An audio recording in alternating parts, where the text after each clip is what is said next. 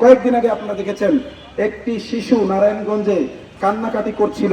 Traffic তাকে বুঝিয়ে সুঝিয়ে বাবা মার কাছে পৌঁছে দেবে বলে নিজের বাসায় নিয়ে গিয়ে 6 বছরের শিশু কন্যাকে ধর্ষণ করেছে।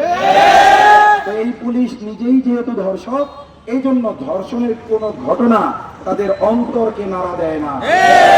তারা আশায় থাকে এই ধর্ষিতাকে কোন ফাঁদে ফেলে নতুন করে ধর্ষণ করা যায় কিনা।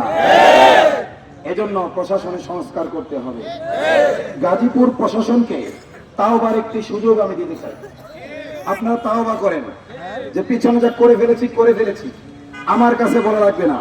ওলামা একরাম আছেন এখানে, সম্মানিত ওলামা একরাম, তাদের বিরুদ্ধে অপপ্রচার করেছেন, তাদের সাথে বসেন, তাওবা করেন যে অপপ্রচার করেছি, ভুল করেছি।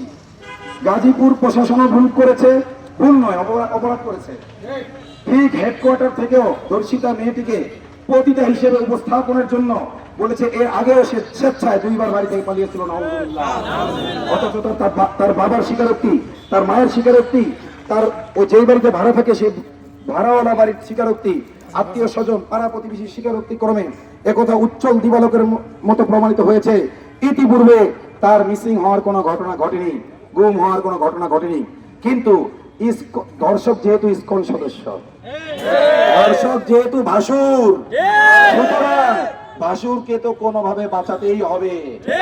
এই জন্য আপনারা দেখেছেন আমি আসার আগে 2 মাস হয়ে গেছে তারা মামলা নেয় নাই। যখন আমি ফেসবুকে পোস্ট করলাম বিক্রমপুরী কামিং সুন, তখনই তারা